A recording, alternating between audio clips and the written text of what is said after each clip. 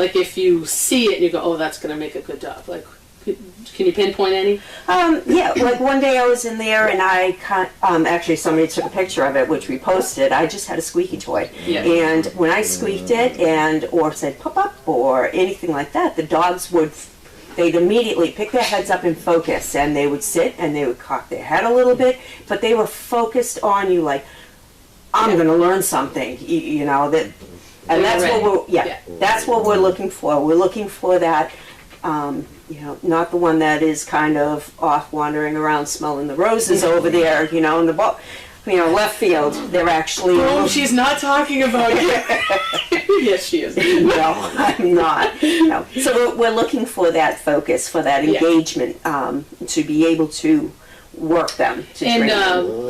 What would you say are some of the negative things that will hold a dog back? Whether it's natural or whether it's a bad habit. What are some of the things that when they get to be 125 pounds, it's difficult for them to... Yeah, we don't want anxiety. We don't want anxious dogs. We don't want we want them to be able to figure out problems on their own, especially even at this stage. Yeah. We don't want them to be hiding in their kennels and shaking or not being able to have a person approach them. Not that when they're a service dog, you want people to approach them, but you don't want them to cowl, or you don't want them to be anxious or even turn to the fear, like a fear biting. You know, you don't want any of that. You want them to be confident. Okay. All right. So that's perfect. So as I've kind of seen what's different about the service... Just slide over. Yep. So cute. About the Service Dog Project and there's a lot of things that are done very, very differently because you want different dogs. One of the first things I realized is that, you know, these dogs, they don't get put out into homes to get home raised. And there's a very specific reason for that. It was decided a long time ago, and we've talked about it a lot. Things that happen in a home and when you're puppy raising, it's very different than where you have here. This is a very unique situation. Everybody here is, you know, the money that you donate and everything that we're doing is to create a system. And we have control. A big one, that week 3, did they poop? Yeah, because the ones that weren't pooping weren't gaining weight either because they were, you know, the plumbing was stopped, if you call it. So that's what all that crazy scratching was, if you guys are wondering, like, what the heck are they writing down? We were recording everything so that the next person, if you were in here for 2 hours, the next person knew what to do, because sometimes you'll just, you know, the one that trails in the back like Banks, he was always in the back, right? And he was always the skinniest, so we would always make sure that he nursed first. And because he's up to weight with everybody else, and he's doing well. Yes. So Capri kind of took herself out of the equation, but the easy method is just in an acronym. So it's E for eat. So their nature is they're going to eat. And then A is activity. After they eat, they're going to have their activity. The first 5 weeks nursing was their activity. And then they went to the S, which was sleep. And it was mostly a coma. And then the Y comes next in the easy. And that's when you take care of you. As a mom, you take care of yourself. We would take care of Capri. We would make sure that she was fed. We would clean everything. Do all those things that we didn't get a chance to do. And then once they woke up again, or once it was time, we would go in, and the first thing, they go to the bathroom. So in the beginning, we were whizzing them, so you saw lots of wipes and everything. Now we're at the next stage. The next stage is she's taken herself out, so we're no longer focusing on Capri, and now we're in kind of like the puppy management phase. And again, we need to be observers, not inject ourselves in. So if you see us sitting in this chair around here, or we're sitting outside, it's not because we don't love the puppies or don't want to be in there. Believe me, snuggling and cuddling with them is because the system works best when we observe and we go in when we can help. And so that's been kind of the biggest change. Capri, the mom, would normally be in there. Bianca would be in there, giving them their warmth, giving them their when they act, when they wake up and they're active. She would be disciplining them with her paw, with her nose, nudging them. You know, the sounds, the if there's biting, if there's anything.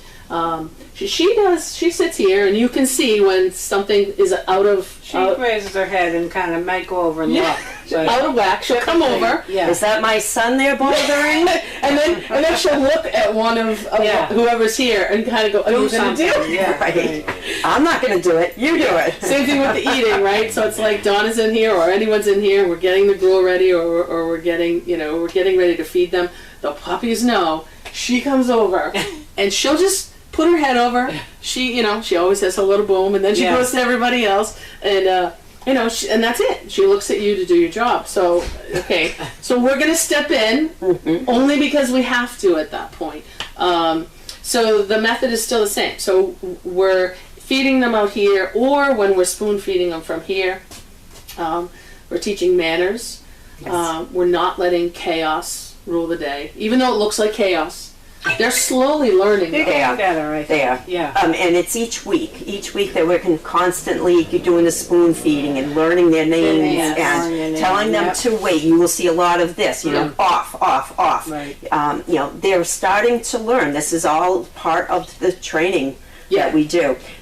Another thing that we also did was we informed everybody. Everybody got a handout with the commands that the trainers use. And it's up on the wall. Yep. And exactly. So it's off or wait, the almighty finger, wait. And then we'll start doing more and more of the commands. But the more that the puppy watchers learn these commands, it's going to greatly help the trainers when these puppies are 12 weeks old. They've had their rabies vaccinations, and they are going into the barn, and that's where they will continue their training. They won't be here in the puppy room. I